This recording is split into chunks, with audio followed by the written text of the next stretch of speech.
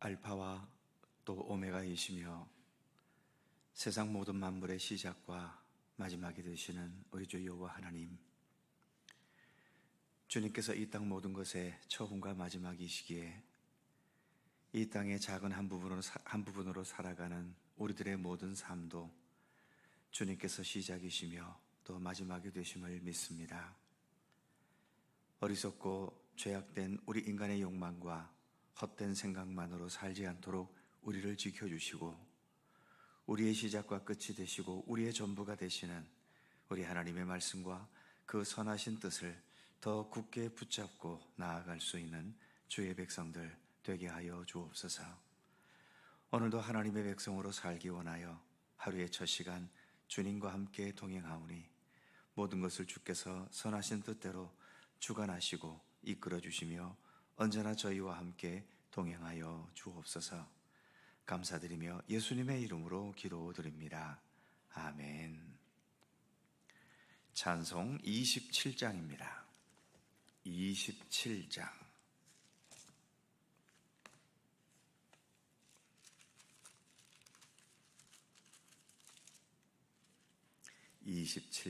함께 찬송합니다. 빛나고 높은 보좌와 그 위에 앉으신 주 예수 얼굴 영광이 해같이 빛나네. 해같이 빛나네. 지극히 높은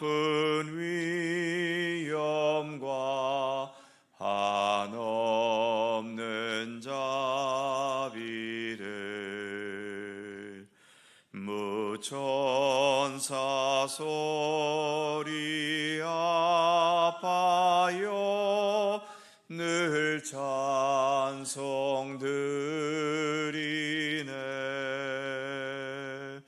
늘 찬송드리네. 영죽을 나를 살리려 그 영광 떠나서 그 부끄러운 십자가 날 위해 지셨네. 날 위해 지셨네. 나 이제 생명이 있음은 주님의 은혜요. 저 사망 권세 이기니 큰 기쁨 넘치네. 큰 기쁨 넘치네. 주님의 보좌 있는데 전한 몸 이르러 그 영광 몸소 배울 때 내 기쁨 넘치리. 내 기쁨 넘치리.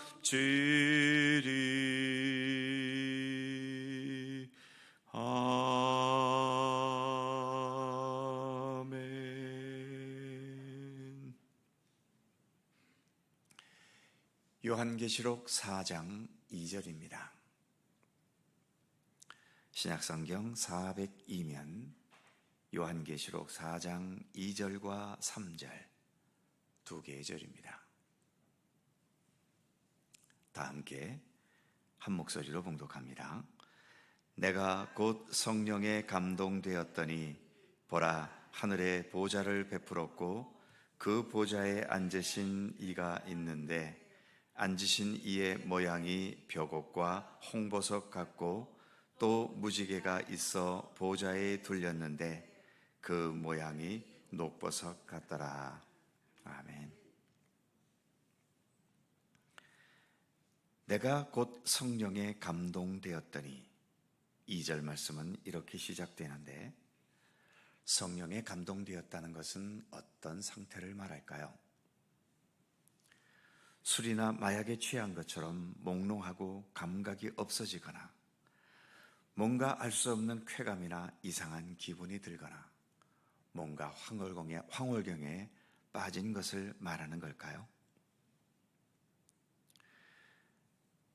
신약 고린도후서 13장 13절은 목회자들이 축도로 사용하는 구절이지요. 주 예수 그리스도의 은혜와 하나님의 사랑과 성령의 교통하심이,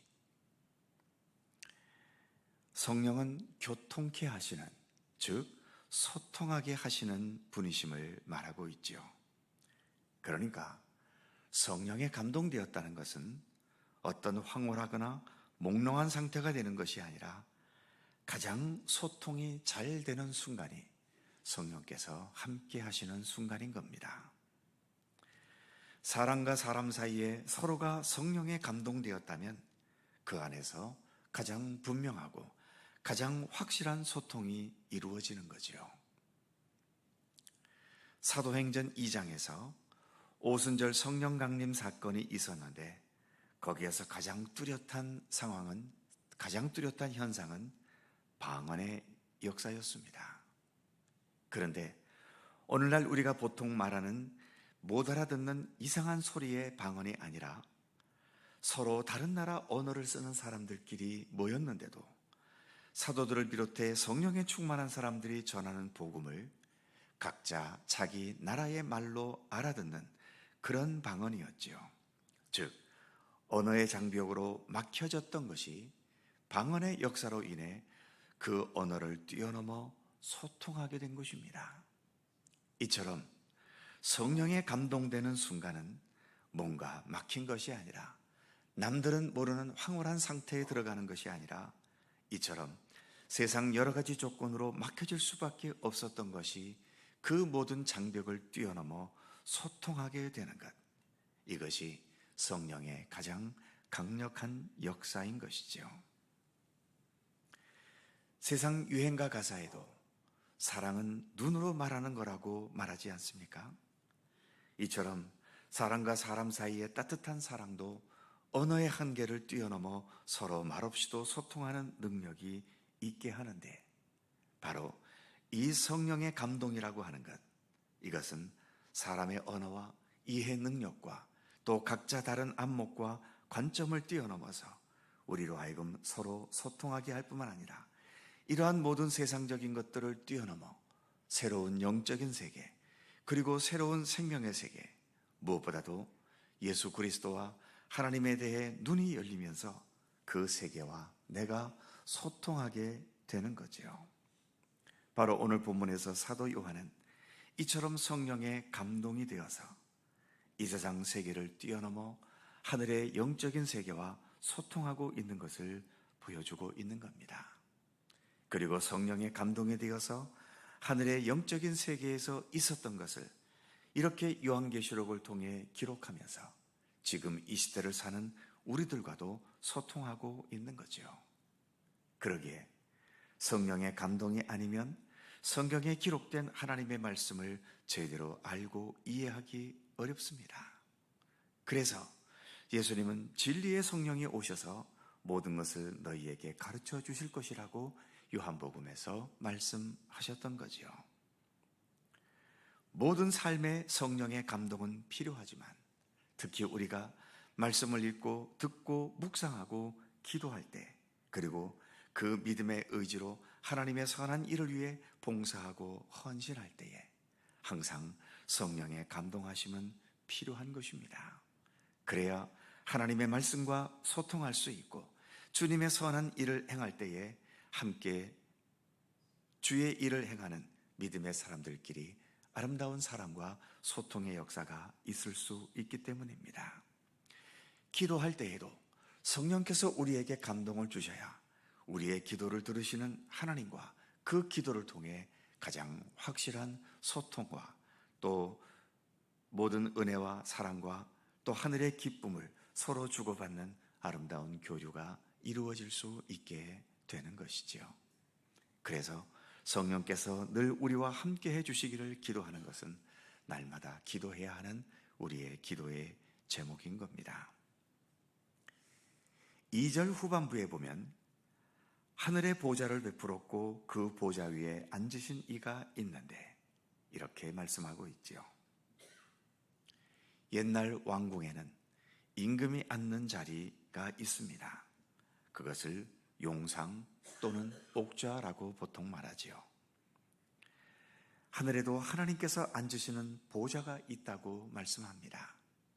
그렇다고 해서 하늘에 진짜 보좌가 있고 하나님께서 그 보좌에 앉아 계시는 모습을 하고 계시는 건 아니겠지요. 하나님은 영이시라서 그 어떤 형체도 없는 분 아닙니까? 단지 하나님에 대해 우리가 알아듣도록 설명하기 위해서 당시의 왕들이 존재하는 모습으로 비유한 것일 뿐입니다. 요한계시록에서 천상의 세계와 하나님 예수 그리스도에 대한 표현들은 모두가 비유이고 또 상징이지요. 그런 비유와 상징으로 밖에는 표현할 방법이 없기 때문입니다. 하나님께서 우리가 사는 이 세상뿐만 아니라 온 우주 만물을 통틀어서 가장 최고의 가장 완전하신 유일한 왕이심을 이처럼 보좌에 앉아 계시는 우리 하나님으로 표현하고 있는 겁니다. 3절에서는 보좌에 앉으신 하나님을 이렇게 표현합니다. 앉으신 이의 모양이 벽옥과 홍보석 같고 또 무지개가 있어 보좌를 둘렸는데 그 모양이 녹보석 같더라. 여기서 말하는 벽옥, 홍보석, 또 무지개가 둘려진 녹보석으로 표현하고 있는데 오늘날에는 이런 보석들이 얼마나 귀한 가치를 지니고 있는지는 잘 모르겠습니다만 그 당시에는 아마도 가장 최고의 가치를 지닌 것들이었겠지요. 가장 아름답고 가장 귀하고 그래서 가장 최고의 사람들이 지닐 수 있고 장식할 수 있었던 것이기에 이런 보석들을 통해서 하나님의 영광을 표현한 것입니다. 아마도 요한계시록이 오늘날에 기록되었다면 본문의 표현과는 다른 말로 표현되었겠지요. 구약시대에는 사람이 하나님을 보면 죽는다고 믿었습니다. 그래서 하나님을 직접 본 사람은 없지요. 사도 요한도 이렇게 천상세계에 올라가 그 천상의 세계를 보고 있다 하더라도 여전히 사람에 불과하기 때문에 하나님을 직접 보지는 못했을 겁니다. 그러나 이 세상에서 우리가 경험하고 느낄 수 있는 하나님의 존재보다도 그 천상세계에서 경험한 하나님에 대한 느낌과 경험은 분명 더 확실하고 더 실제적이고 더 실감 있는 것이었겠지요.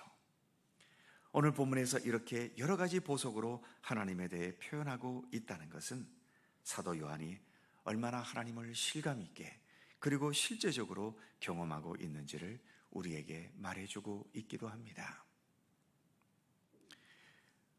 여러분들이 하나님을 표현한다면 무슨 말로 표현하실 수 있겠습니까?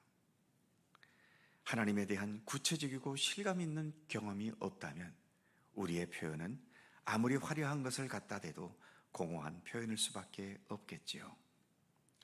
좀 더 하나님을 실제적으로 실감 있게 경험할 수 있는 특별한 방법은 없을까요? 많은 경우 우리가 하나님을 이렇게 실감 있게 경험할 수 있다면 어떤 시련과 어려움과 위험과 박해의 고통을 당해도 얼마든지 참고 이겨낼 수 있을 것 같은데 그런 경험들이 부족하거나 또는 없기 때문에 어떤 위기나 어려운 일을 당하면 하나님이 정말 계신가? 하나님이 나를 사랑하고 돌보시는 게 맞는 건가? 계속 의심하게 되고 또 믿음의 뿌리가 흔들리게 되기도 하지요. 그런데 솔직히 특별한 방법은 없어 보입니다. 어떤 상황에서든 하나님은 선하신 분이시며 그래서 하나님의 뜻과 하나님의 방법대로 살려고 믿음의 의지를 더욱더 다져가는 것, 그것이 그 상황을 또 견디고 인내하면서 하나님에 대한 믿음을 계속 붙잡고 다져가는 이러한 경험들이 쌓여가면서 하나님에 대한 믿음도 더 깊어지고 그만큼 하나님에 대한 경험들이 더 실제적인 것이 되어갈 수 있는 거죠. 골방에 틀어박혀서 며칠씩 기도한다고 해서 하나님이 경험되는 것도 아닙니다. 옛날에는 기도원에 찾아다니면서 집회에서 감동을 받으면 그게 하나님의 경험이라고 생각되기도 했지만, 그러나 오늘날에 그런 분위기는 다 죽어버린 것 보면 그것이 또 하나님을 경험하는 방법은 아닌 것 같습니다. 결국 우리가 매일매일 주님과 함께 살아가면서 주님의 말씀과 주님의 뜻을 붙잡고 그래도 오늘보다도 내일이, 내일보다도 그 다음 날이 한 걸음 더 믿음의 진보를 이루려고 애쓰고 노력하는 그러한 과정 속에서 우리는 하나님에 대한 구체적인 것들을 하나하나 깨닫고 경험해 가게 되는 것입니다. 이 새벽 시간에도 함께 말씀을 묵상해 가면서 요한계시록에 표현된 하나님을 우리도 좀 더 구체적으로 경험해 가고 깨달아져 가게 되기를 늘 기도하실 수 있기를 바랍니다. 우리가 직접 하나님을 눈으로 볼 수는 없지만 이처럼 말씀 속에 기록된 하나님에 대한 모든 내용들을 우리가 믿음의 눈으로 보고 그것을 우리가 깨달아가고 경험해 가면서 그 하나님이 정말 실제적인 실감 있는 나의 하나님이신 것을 알고 깨달아가고 경험될 수 있도록 성령께서 우리 가운데 늘 동행해 주시기를 기도하는 마음으로 우리에게 주어진 믿음의 길을 걸어가야 할 것입니다. 저 높은 곳을 향하여 날마다 나아간다는 찬송가 가사가 있지 않습니까?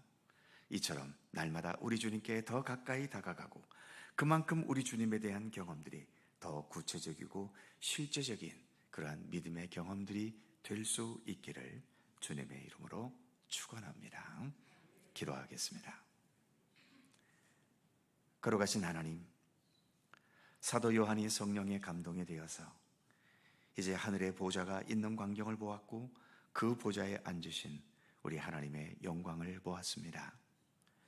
딱히 인간의 말로 표현할 것이 없기에 벼곡 또 홍보석, 무지개가 둘린 녹보석 같이 그 당시에 가장 값지다고 여겨지는 보석들을 통해 하나님의 영광을 표현하고 있습니다.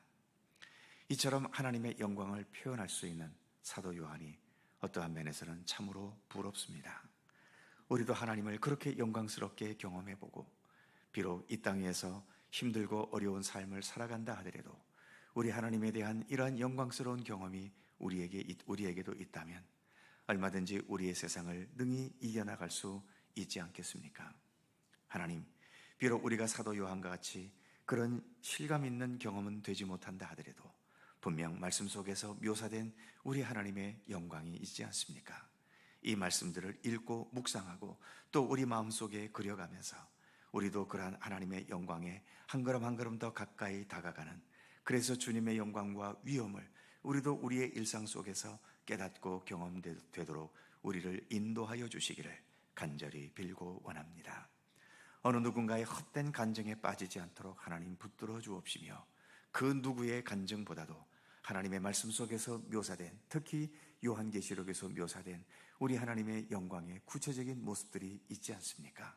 이러한 성경 말씀에 우리가 더 집중하면서 성령님의 감동과 또 우리를 깨닫게 하시는 역사를 통하여 우리가 하나님을 더 구체적으로 또 실감 있게 깨닫고 경험해 갈 수 있도록 우리의 믿음의 모든 여정을 주께서 굳건하게 붙들어 주시기를 간절히 빌고 원합니다. 오늘도 귀한 새날을 허락해 주셔서 감사합니다. 새벽부터 주님과 함께 동행하오니 오늘도 하루의 모든 시간들 주님과 함께 생각하고 주님과 함께 행동하고 주님과 함께 판단하고 주님과 함께 살아가는 귀한 날의 삶이 되도록 함께해 주시옵소서. 오늘도 간절한 우리 모두의 기도의 제목들을 하나님 일일이 기억하여 주시고 간구하는 모든 것마다 오직 주님의 선하신 뜻 안에서 응답되고 이루어지도록 우리의 기도 가운데 함께하여 주시옵소서. 감사와 찬양을 주께 돌리오며 우리 구주 예수 그리스도의 거룩하신 이름으로 기도하옵나이다. 아멘.